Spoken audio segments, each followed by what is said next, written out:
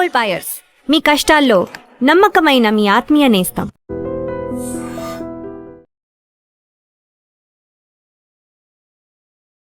పదకొండేళ్ల క్రితం ప్రపంచ వన్డే క్రికెట్లో ఒక అద్భుతం జరిగింది. ఆడుతుంది మనిషి కాదు ఏలియన్ అనేలా అతని బ్యాటింగ్ సాగింది. చూస్తుంది మ్యాచ్ కాదు హైలైట్స్ అనేలా వరుస పెట్టి బౌండరీల మోత మోగిస్తున్నాడు. క్రికెట్ ఆడుతున్నాడా లేకపోతే వీడియో గేమ్ ఆడుతున్నాడా అనే డౌట్స్ కలిగించాడు. ఇంతకంటే విధ్వంసం ఉండదేమో అనేలా ఆ రోజు ప్రత్యర్థికి పీడకలు మిగిల్చాడు. హిట్టింగ్ అంటే ఇలా ఉండాలనేలా బౌలర్లకు చుక్కలు చూపిస్తూ క్రికెట్ లవర్స్ కు వేరే లెవెల్ కిక్కిచ్చాడు.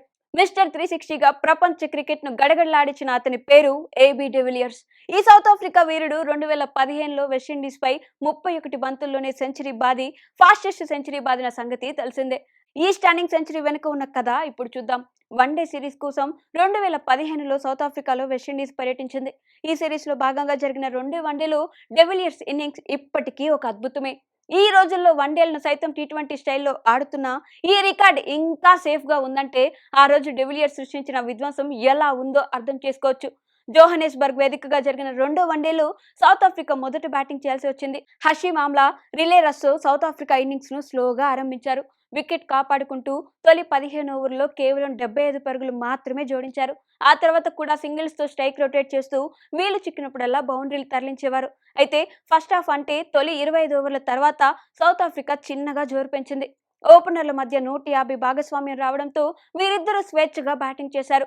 క్రీజ్ లో కుదురుకుపోవడంతో బ్యాట్ జులిపించారు. మరోవైపు విండీస్ బౌలర్లు తొలి వికెట్ పడగొట్టడానికి తీవ్రంగా శ్రమించారు. విండీస్ బౌలర్లు ప్రభావం చూపించలేకపోవడంతో ఓపెనర్లు ఆమ్లా, రస్సో సెంచరీలతో చెలరేగారు. 39 ఓవర్లో ఎట్టకేలకు వెస్టిండీస్ వికెట్ సంపాదించి ఊపిరి పీల్చుకుంది. కానీ అసలు విధ్వంసం అప్పుడే స్టార్ట్ అవుతుందని, ఆ రోజు తమ క్రికెట్లో ఒక బ్లాక్ డే అవుతుందని వెస్టిండీస్ ఊహించి ఉండదు. 247 పరుగుల వద్ద తొలి వికెట్ పడినప్పుడు డివిలియర్స్ క్రీజ్ లోకి వచ్చాడు. తొలి బంతికే బౌండరీ కొట్టి డేంజర్ బెల్ మోగించాడు. చివరి 10 ఓవర్లే ఉండడంతో సాధ్యమైనన్ని ఎక్కువ పరుగులు జట్టుకు అందించాలని ఈ సఫారీ బ్యాటర్ భావించాడు. అయితే ఆ రోజు డివిలియర్స్ విధ్వంసం మరో 100 ఏళ్లైనా గుర్తుండేలా చేశారు. ఆండ్రీ రసెల్ వేసిన 40 ఓవర్లో 2 4లు 2 సిక్సర్లతో 20 పరుగులు రాబట్టాడు. ఈ ఓవర్ తర్వాత ఈ మిస్టర్ 360 ఫుల్ కాన్ఫిడెన్స్ తో కనిపించారు. ఈ క్రమంలో కేవలం 16 బంతుల్లోనే 50 చేసి వన్డేల్లో ఫాస్టెస్ట్ హాఫ్ సెంచరీ చేసిన జయసూర్య రికార్డ్ బ్రేక్ చేశారు. 1995లో జయసూర్య 17 బంతుల్లోనే చేస్తే 20 ఏళ్ల తర్వాత డివిలియర్స్ విధ్వంసానికి ఈ రికార్డ్ బ్రేక్ అయింది. హాఫ్ సెంచరీ తర్వాత ఏబీ ఇదే జోరు కొనసాగించాడు. గ్రౌండ్ కు నలువైపులా షాట్స్ ఆడుతూ దాదాపు ప్రతి బాల్ ను బౌండరీకి తరలించాడు. హోల్డర్ బౌలింగ్ లో మిడ్ వికెట్ మీదుగా సిక్సర్ కొట్టి 31 బంతుల్లో సెంచరీ పూర్తి చేసుకున్నాడు. వన్డేల్లో ఇప్పటికీ ఇదే ఫాస్టెస్ట్ సెంచరీ కావడం విశేషం. డివిలియర్స్ విధ్వంసానికి నాన్ స్ట్రైకింగ్ లో ఉన్న ఆమ్లా ఎంజాయ్ చేస్తూ అలా ఉండిపోయాడు. సెంచరీ తర్వాత డివిలియర్స్ ఆకాశమే హద్దుగా చెలరేగాడు. ఆ తర్వాత ఆడిన 12 బంతుల్లోనే 49 పరుగులు చేసి వీర ఉతుకుడు ఉతికాడు.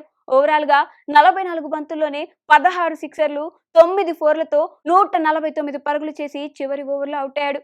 డెవిలియర్స్ దాటికి చివరి 10 ఓవర్లో సౌత్ ఆఫ్రికా 165 పరుగులు చేయడంతో ఒక్కసారిగా ప్రపంచ క్రికెట్ షాక్ లో ఉండిపోయింది.